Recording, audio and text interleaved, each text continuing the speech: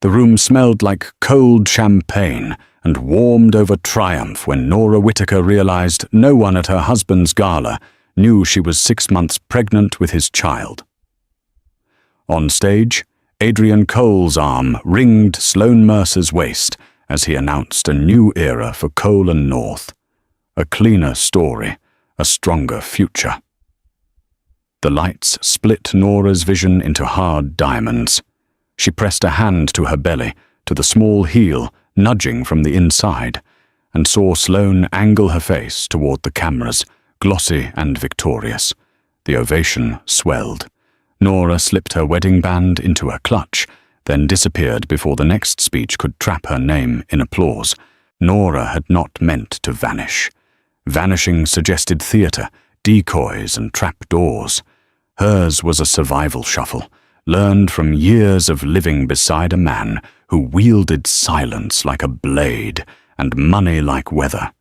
She left the gala by a service corridor that smelled of bleach and lemon, the kind of hallway staff learn by heart, and guests pretend doesn't exist. The guard, bored and scrolling, barely lifted his eyes as she passed. Outside, Seattle's rain had started, thin, needling, unafraid to wet silk. She caught a ride share whose driver played classic rock under his breath, and she didn't speak until they were across the bridge, city lights stringing behind like wrought-iron constellations. "Change of plan," she said quietly. "Could you drop me at Harbour Clinic instead?" The driver glanced into the rearview mirror, catching the edge of her belly under the discreet black dress, the weariness of posture more than years. "You okay?" "I will be," she lied. Inside Harbour Clinic, Dr. Reena Patel listened to the story without interrupting. Dr. Patel had the kind of face that made you tell yourself the truth. Nora had met her months earlier when she began prenatal appointments under her maiden name. Back then, she still hoped Adrian might lean toward her with something like tenderness. Back then, she hadn't watched him rehearse a new future with Sloane Mercer, the woman whose job was turning scandals into symmetry. "Any pain?" Dr. Patel asked. "Dizziness? Cramping?" "No. Just adrenaline." Nora folded her hands, the wedding band indent fresh against her finger. "He announced it like a promotion," she whispered. "No one knows We're going to keep you and the baby safe." Dr. Patel's voice was steady. "You knew this might come." Nora nodded. She had a bag already, tucked beneath a bench at the clinic, packed with photocopies and a pair of walking shoes, a less traceable phone, the banking card for the account she'd reopened in her own name.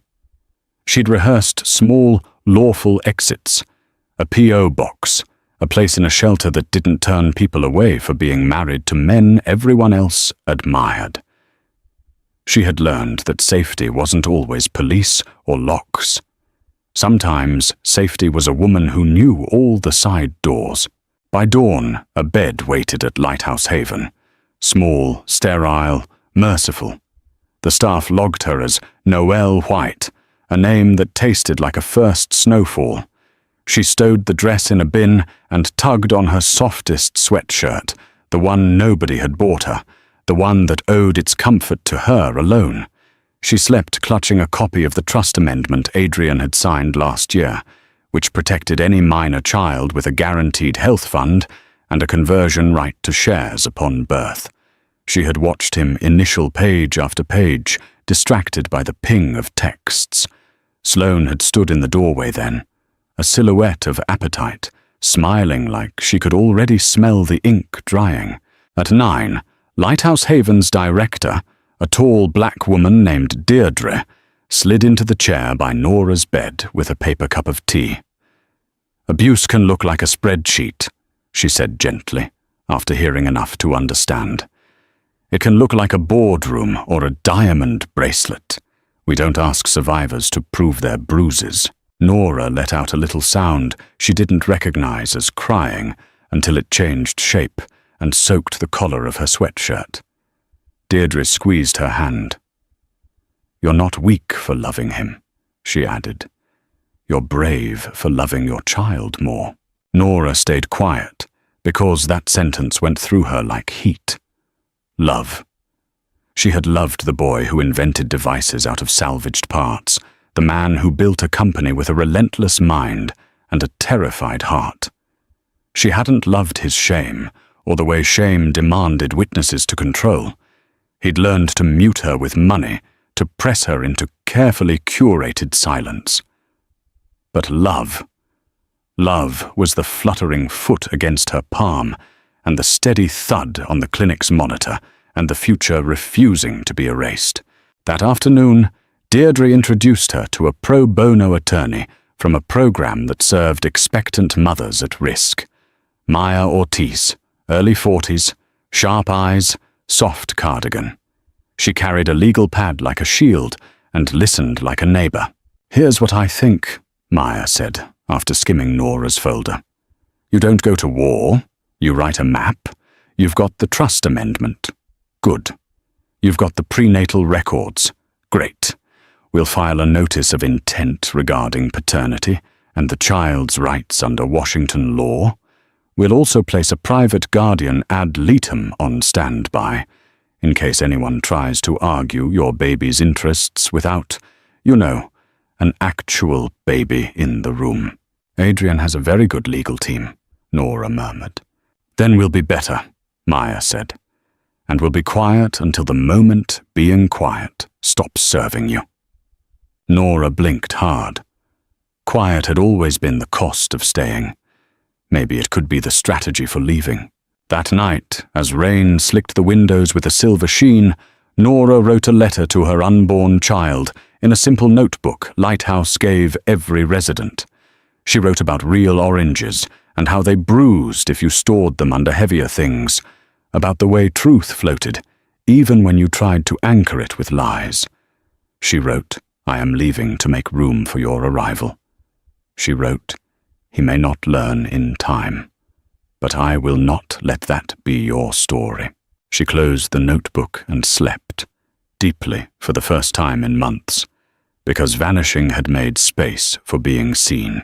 Sloane Mercer woke before her alarm, the sky a pale insinuation beyond her apartment's floor-to-ceiling windows. She lay still, measuring her victory in square footage and glass. The gala had gone as planned. Adrian had said the right words. She had worn the right dress. There was a photograph on the front of 3 business newsletters already. Sloane Mercer, the woman who cleaned Cole and North. He texted at 6. "We did well." She typed, deleted, typed again. "We always do." Sloane believed in the value of narrative, the way the right story softened the jaw of a scandal. Everyone thought she liked power for the way it tasted. She liked it for what it prevented. Power meant no one could close a door in your face and tell you to come back with a better resume, or a better father, or a better personality. Power meant her mother's small failures stopped being Sloane's inheritance. In the office by 8, she found Adrian already at his desk, tie loosened, face grey with the residue of performance. He had slept here. He did that when he was terrified, which lately was almost always. "We should file the paperwork this week," Sloane said brightly. She didn't have to say which paperwork. The divorce, the consolidation of personnel to streamline optics, the severance for a woman who'd been out of sight for months, a woman whose absence had started as an embarrassment and become, unintentionally, a tool. Adrian rubbed his temples. "My counsel wants to wait on an updated valuation," he muttered. "Simplify the split. I'm not trying to screw anyone."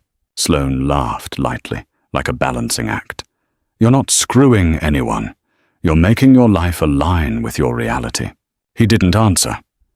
When he was like this, Sloane pretended he'd said something romantic and generous. She'd learned that if she supplied the feeling, he was more likely to supply the facts she needed. By mid-morning, a private investigator called her, a woman named Rain, who talked like a dial tone. "No clear sightings," Rain said. "Your wife, Excuse me, your client's wife. Used a ride share but got out before the drop. We're scrubbing cameras. Discreetly, Sloane said. I don't want this messy. Rain paused, as if to assess the humor in that. She doesn't seem messy, she said dryly. She seems prepared. Sloane smiled into the phone. Everyone breaks, she said. Once they realized they lost the plot. She hung up and called the communications team. Draft 2 announcements, she said. 1. Personnel change in Family Foundation. 2. Engagement. Stagger the releases. Keep her name out of it. We use mutual decision to part ways if anyone asks. By lunchtime, legal emailed a proposed NDA with a number that would make most people stop asking questions. Sloane printed it on creamy paper and slid it across Adrian's desk with a pen. I don't want to humiliate her, he said, eyes on the window. You're protecting her, Sloane answered. The public is cruel. This gives her privacy and security. It gives us oxygen. He signed, initials precise. Sloane loved the look of his initials. 2 clean strokes, 2 knives crossing. She took the folder to her office and locked it in the drawer. Then she made a second call, this time to a lawyer who owed her favors and liked to be paid in influence more than cash. What do you need? He asked. A safety instrument, she said. If a previously unknown heir appears, something that allows the company to proceed with leadership changes without delay. A baby clause? He chuckled. An equity gate, she replied. Call it optics if you have to. He promised to send language by end of day. Sloane pictured her own face on the cover of a glossy magazine. The headline, something about grit and glass ceilings.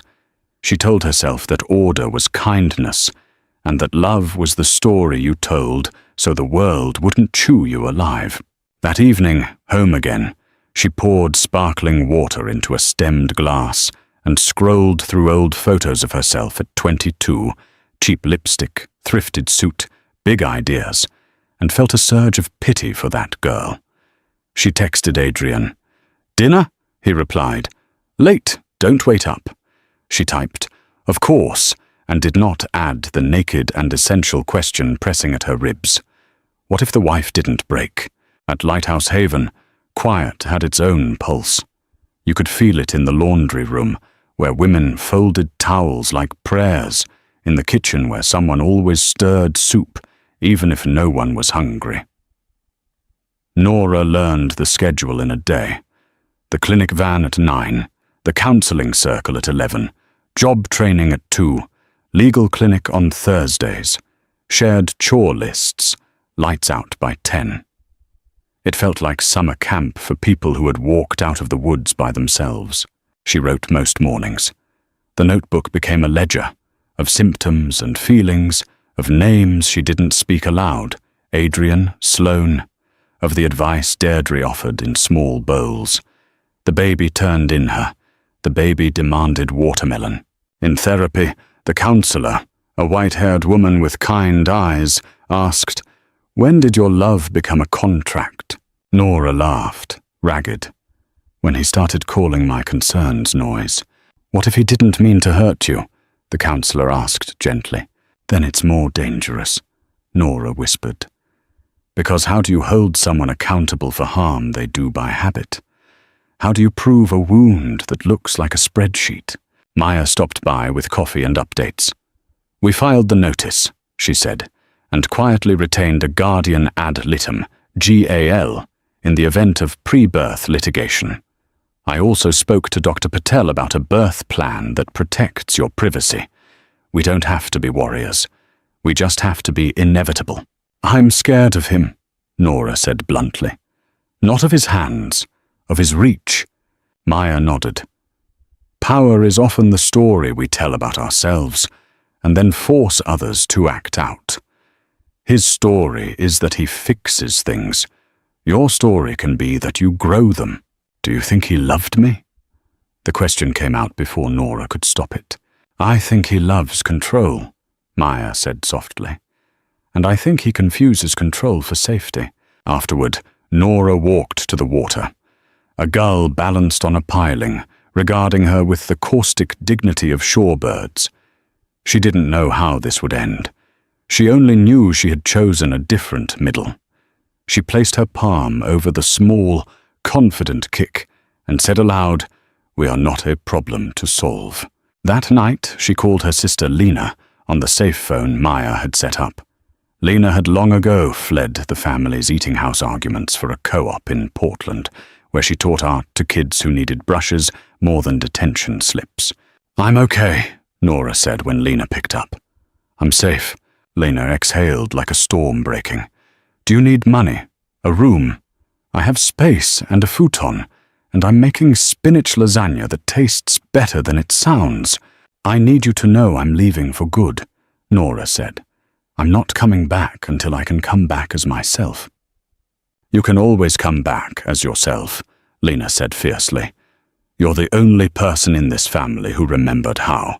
They talked logistics, a suitcase, a storage unit, a few boxes of Nora's life that Lena would quietly reclaim from the Whitaker Cole penthouse when the building staff changed shifts and Sloane's eyes were pointed outward. When they hung up, Nora felt both thin and strong, like a wire. 2 days later, the investigator Rain finally found a frame of video. Nora slipping through a clinic corridor in a black dress. By the time Rain reached the clinic, Nora was at the shelter, and the shelter was a legal fortress with a heartbeat. Rain reported back to Sloane with a professional's neutrality. "She's not lost," Rain said. "She's hiding well." "Everyone wants something," Sloane replied. "Find out what her attorney wants."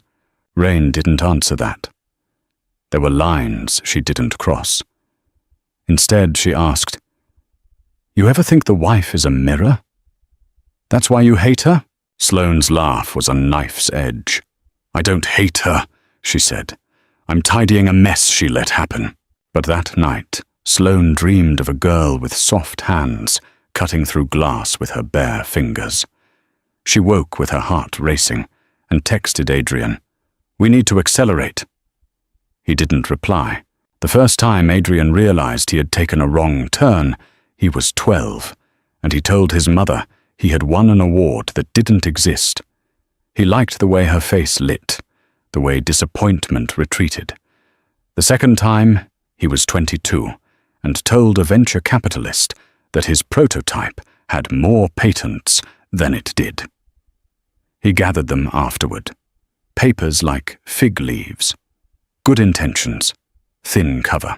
Now 40, he watched the view from his office, barges crawling like beat-up beetles down the slate water, and wanted to push time backward like a barge against a current. He was not a cruel man. He told himself this the way he tracked burn rates.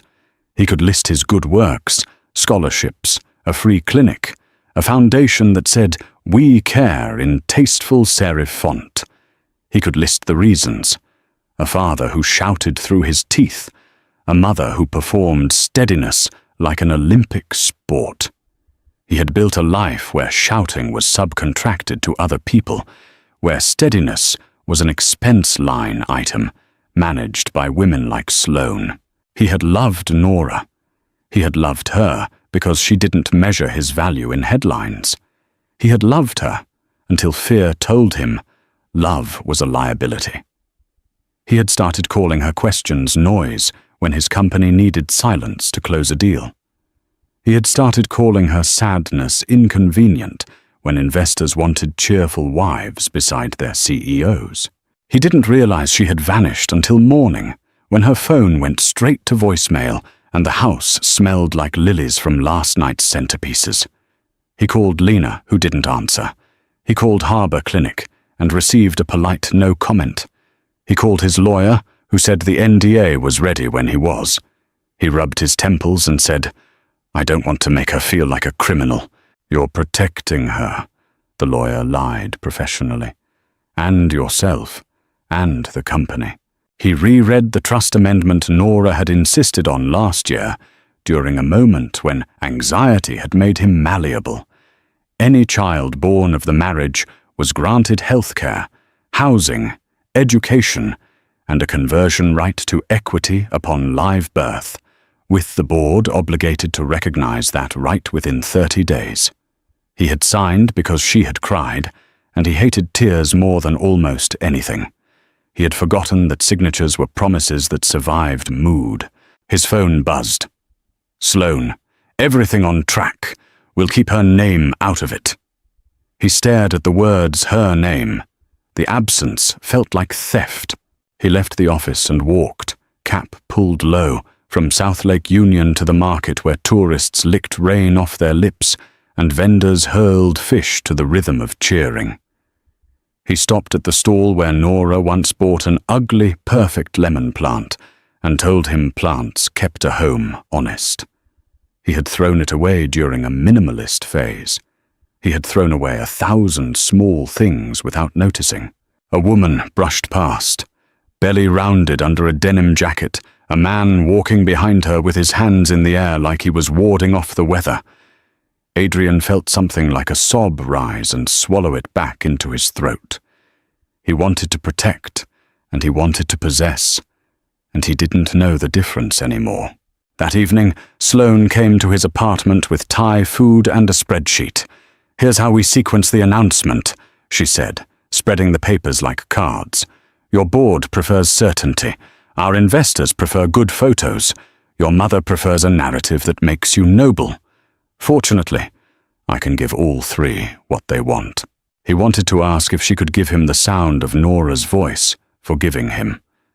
He ate noodles instead.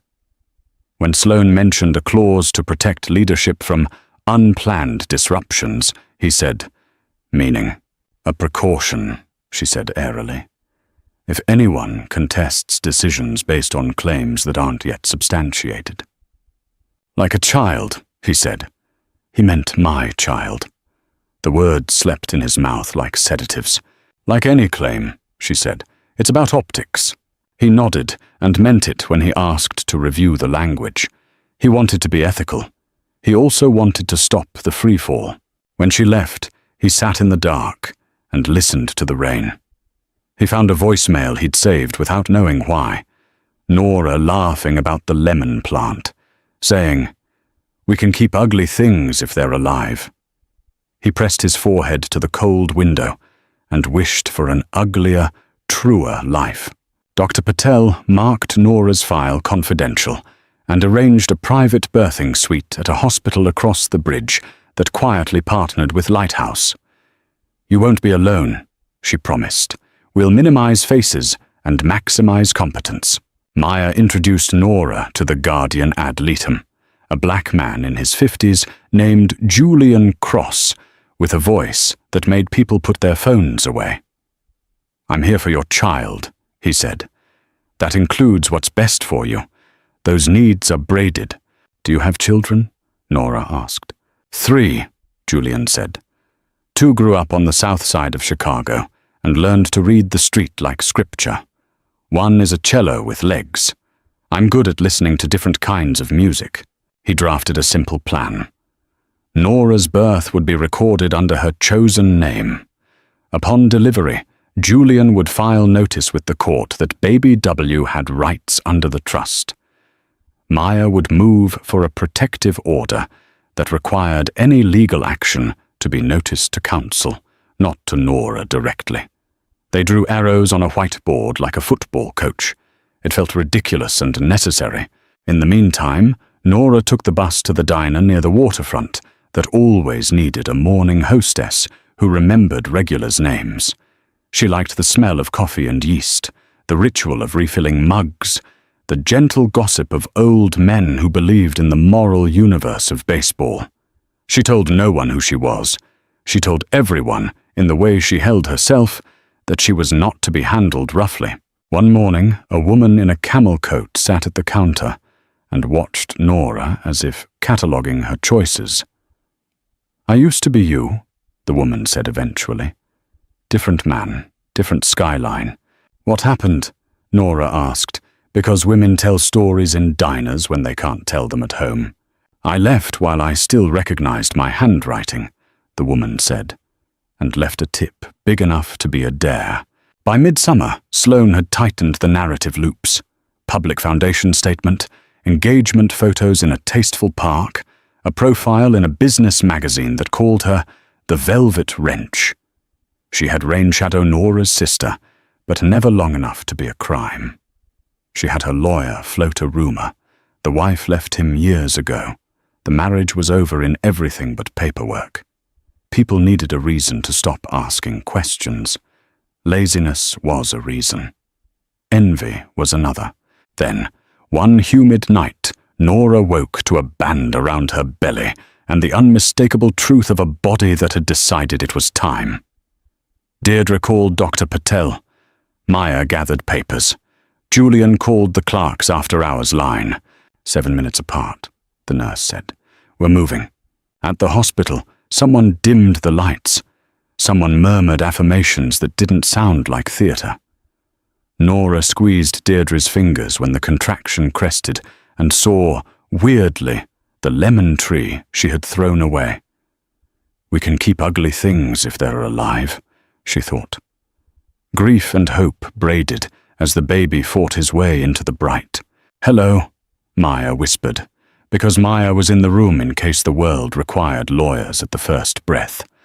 When the baby cried, something in the building's bones seemed to answer. It's a boy, the doctor said, and laid him on Nora's chest. He was furious and perfect, lungs like bells. I'm sorry, she told him, for everything she couldn't yet repair. I'm not sorry, she added.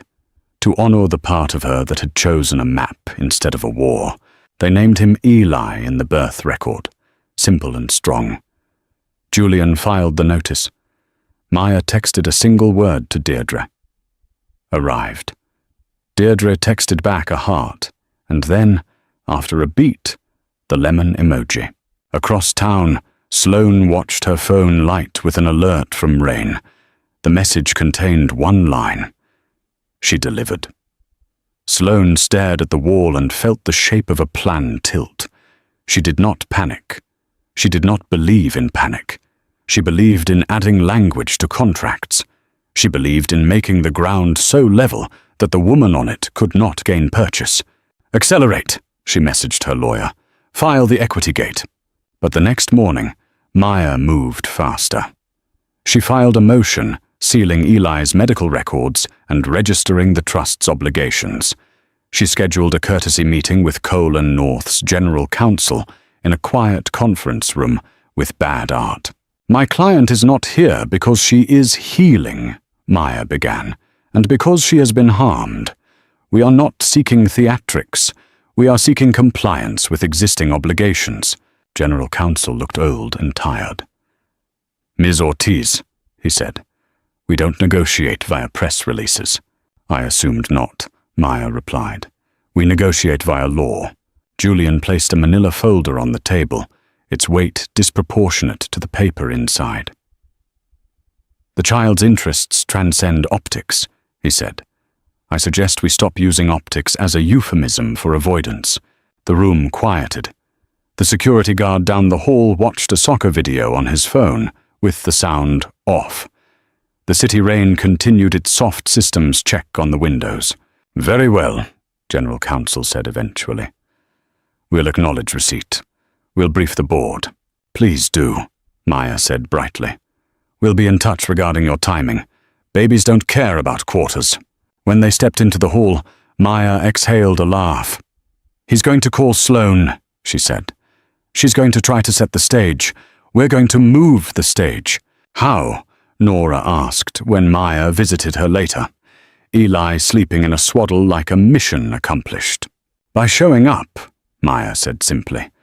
At the exact moment they think presence is a privilege they control. The boardroom at Cole & North was set for ritual. Chemically chilled air, bottled water, too many chairs. Sloane had orchestrated the agenda. Leadership transition, foundation restructure, engagement announcement, framed as personal note. Adrian had shaved, eyes glass clear in that way he could achieve with focus and will. The directors arrived with their laptops and their tolerance. Sloane began, as all good PR people do, with gratitude. "Thank you for your stewardship," she said. The word stewardship doing a lot of moral heavy lifting. "We've prepared a clean arc for the quarter." They were halfway through the slide deck when the glass door opened. The receptionist's polite, "I tried," was a shadow behind 3 figures. Maya with a messenger bag, Julian with a thin smile, and Deirdre carrying an infant seat covered with a light blanket. "Excuse me," Sloane said, voice cool. "This is a private." "It's an obligations meeting," Maya answered, as if correcting a recipe. "Don't worry. We brought what you need to proceed." She set a packet of filings on the table with a parental patience that made 2 directors instinctively sit straighter. Adrian stood. The world compressed to the size of a car seat. Deirdre peeled back the blanket. Eli blinked, the unfocused ancient stare of the newly arrived. For the first time in months, Adrian's face rearranged into something unguarded. He reached toward the carrier and stopped halfway, his fingers hovering like apology. "Mr. Cole," Julian said, all courtly gravitas. "I'm the court-appointed guardian at Latham for the child's interests. We're here to ensure the board recognizes his rights under the trust within the 30-day window. We thought it would be helpful for the board to understand the stakes with their own eyes." "Remove them," Sloane told security, calm as ice. "Try it," Maya said pleasantly, and 2 directors coughed to cover smiles they didn't want recorded. General Counsel cleared his throat. "We are obligated to hear this," he said. "We can do so efficiently." Sloane wanted to burn the room down with composure. "We are happy to comply with lawful obligations," she said. "We've instructed our attorneys to file a temporary equity gate to ensure the company's stability." Maya nodded, as if Sloane had said good morning. "You can file anything you like," she said cheerfully. "Courts love filings. The trust predates your gate. We will, of course, litigate any attempt to subordinate a child's rights to optics." Adrian found his voice. "Where's Nora?" he asked, looking not at Maya but at the baby, as if the infant might answer. "Recovering," Deirdre said. "She doesn't owe this room her body to make her child's rights real." Sloane stepped closer to the car seat, curious in spite of everything. "He has your mother's chin," she said. It came out softer than she'd intended. Something deep and unclaimed in her trembled and hardened at once.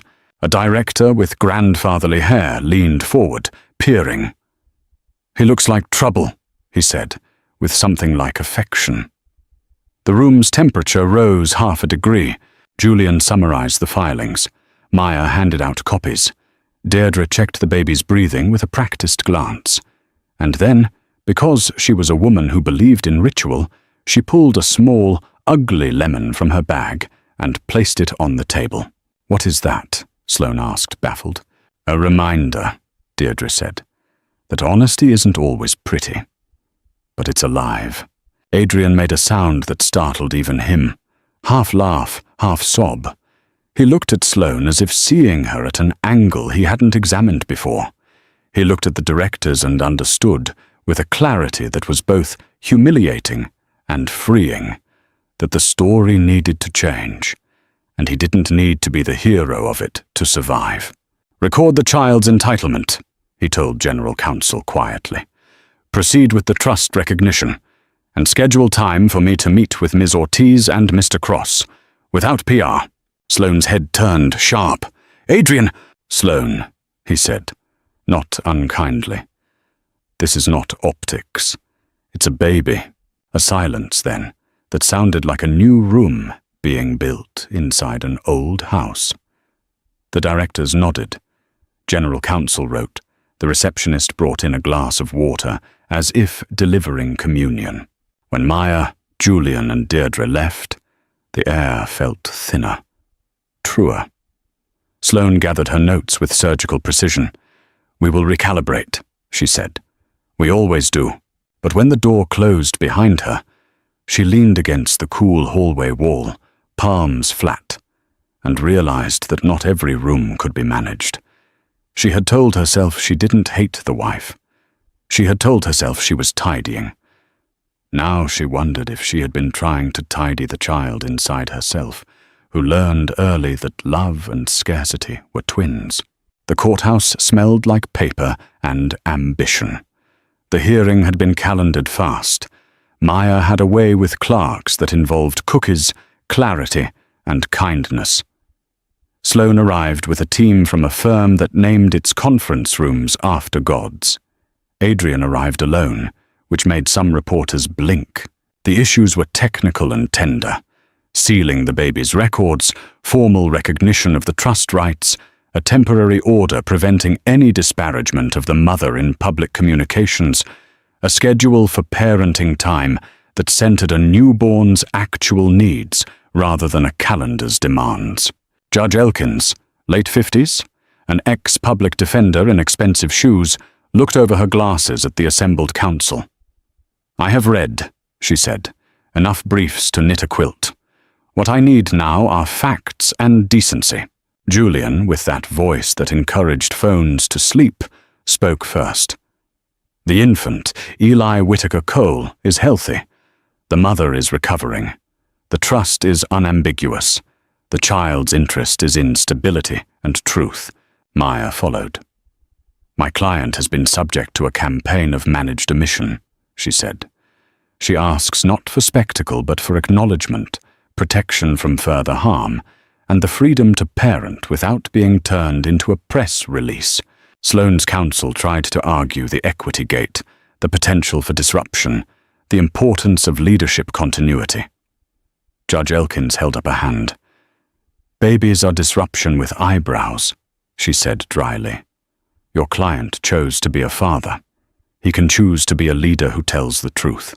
Sloane shifted in her chair, annoyed at the judge's domestic metaphor. She preferred metaphors you could monetize. When it was Adrian's turn, he stood, hands open. He began, and stopped. He had practiced the words in the mirror and hated them. He tried again. "I failed my wife," he said simply. "I let fear make me cruel. I let ambition make me dishonest. I want to do what is right for my son and decent to his mother." His voice did not break. It worked. Judge Elkins nodded like a teacher hearing a late correct answer. "Here's what we will do," she said. She listed orders that sounded like sanity: records sealed, trust rights recognized, a protective order limiting contact to counsel while emotions cooled, a temporary parenting plan shaped by Eli's age, with lactation considerations and a gradual, supervised introduction, mandatory co-parenting counseling with a therapist who charged less than a corporate lawyer and produced more durable results. "And Ms. Mercer," the judge added, turning toward Sloane, "I don't usually address third parties, but you are here and very interested. I will be frank. Your influence has been unhelpful. If you wish your public image to survive, you would do well to adopt a practice called stepping back." Sloane's jaw barely moved. "Understood," she said. She did not, but she understood that further argument would leave bite marks. Outside, reporters shouted questions that no one answered. Maya put a hand on Adrian's sleeve. "There's a room down the hall," she said. 5 minutes, 1 question each, then back to counsel." They sat in that room, Maya, Julian, Deirdre, Adrian, around a table that had seen worse. "Is Nora safe?" Adrian asked.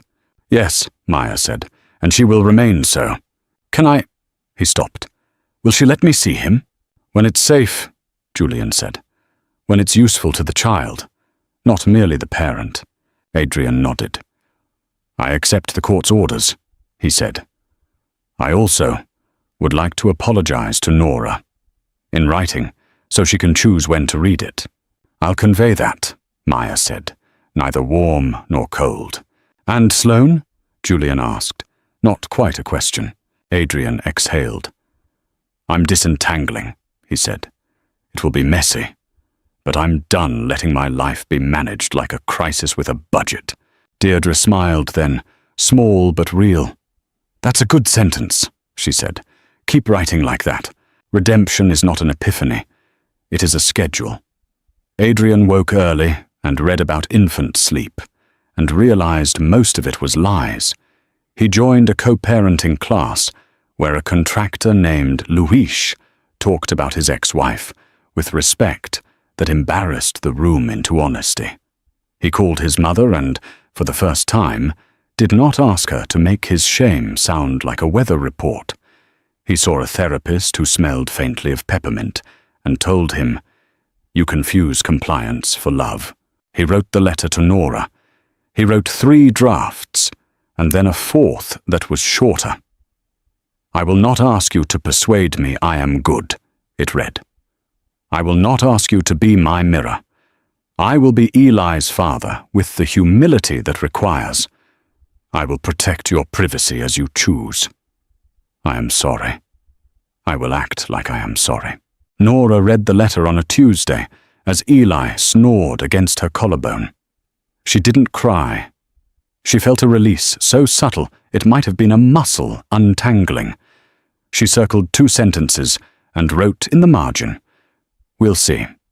She allowed a supervised visit in a room with pale toys and a social worker who liked jazz. Adrian held Eli as if the baby were both heavier and lighter than expected, and said, "Hi," like a man stepping into lake water for the first time. Eli regarded him with uncommitted dignity, then yawned. Sloane, meanwhile, discovered that stepping back did not mean disappearing. It meant walking the length of her apartment and hearing her own footsteps. She took the call from her lawyer about the SEC's interest in a mischaracterized investor disclosure, manufactured by a junior associate trying to impress her, and didn't immediately pick up a scapegoat. She met with a therapist who refused to be charmed and learned that control had been her mother tongue, born of a childhood where the rent depended on pleasing men who didn't merit pleasing. She went to a nursery and bought a lemon tree, ugly and brave, and set it on the sill. She wrote an email to the board recommending that the equity gate be rescinded in favor of a policy that recognized the moral clarity of not punishing children for adult messes. She pressed send and did not wait for applause. Months passed, stitched by diapers and drafts and hearings that were more check-in than conflict. The temporary orders became permanent agreements with room to breathe. Nora moved into a small rental with light at odd angles and a neighbor who left zucchini on her stair. She took a part-time job with Lighthouse's fundraising arm, writing to donors about invisible arithmetic, how $100 could become a bus pass that became a job that became a life. On a grey Sunday, Lena came up with her spinach lasagna and kissed Eli's fuzzy head. "He looks like a person," she announced, as if this were rare. They ate and laughed, and did not say the names they didn't need to utter anymore to be free. One evening, after a parent group, Adrian walked home along the canal and spotted Sloane outside a cafe. No makeup, a book open, the lemon tree crisp in his memory like a verdict. He hesitated, then approached, hands visible, voice quiet. "I'm not here to fight," he said. "I'm not here to fix you," she replied. She marked her page and closed the book. They sat and admitted things in the way former conspirators do when the crime has a baby's face. He confessed, "I loved what you did for me.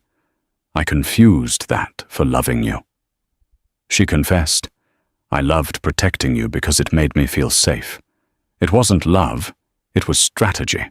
They parted with a civility that felt less like defeat than release. Later, she emailed Maya a single-line note. "I regret the harm I helped cause." Maya replied, "Noted. Be better where you stand.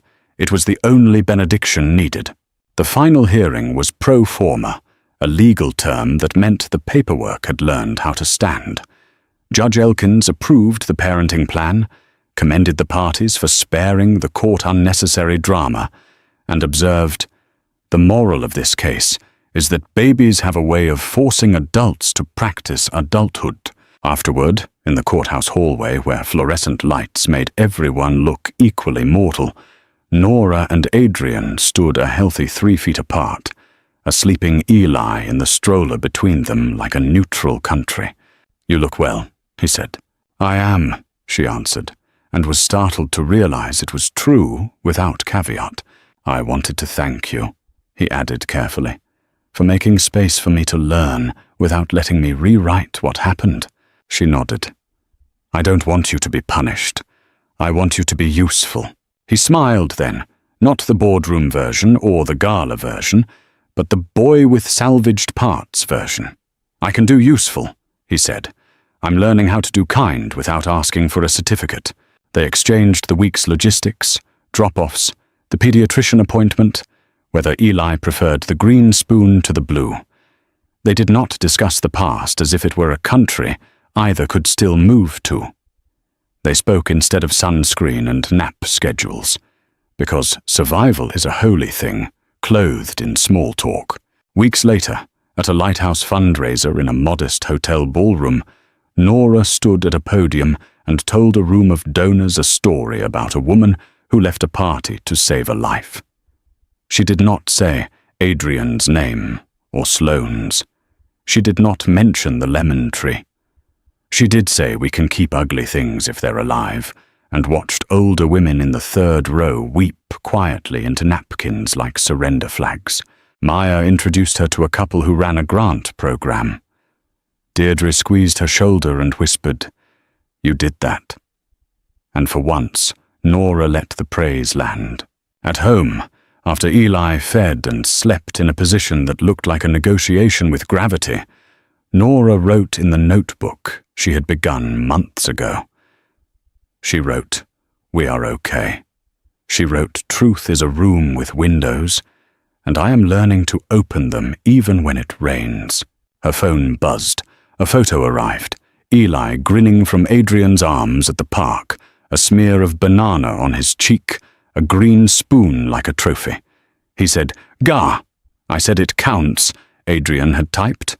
She smiled and typed back, "It counts." Then, after a breath, "Thank you for today.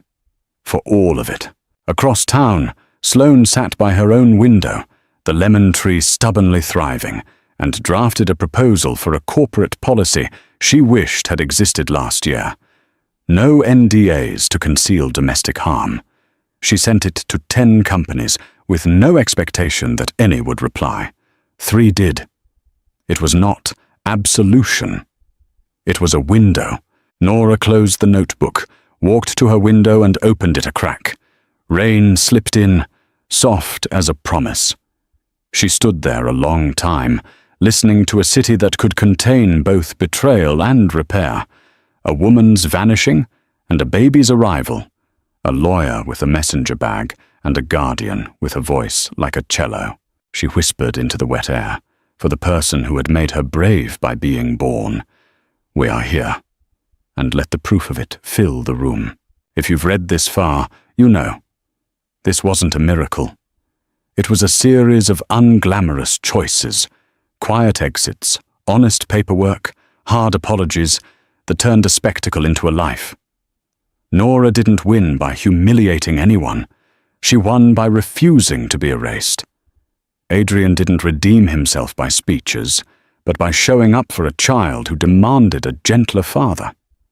And Sloane learned, the long way, that control is not love, and optics are not truth. If this story moved you, if you've ever had to start over when the world thought your ending was already written, tap the like button so more women find it. Share it with someone who needs a reminder that vanishing can be an act of arrival. Subscribe for more cinematic, emotionally rich stories about resilience, hidden truths, and the everyday courage it takes to build a different life. Your voice helps these stories reach the people who need them most.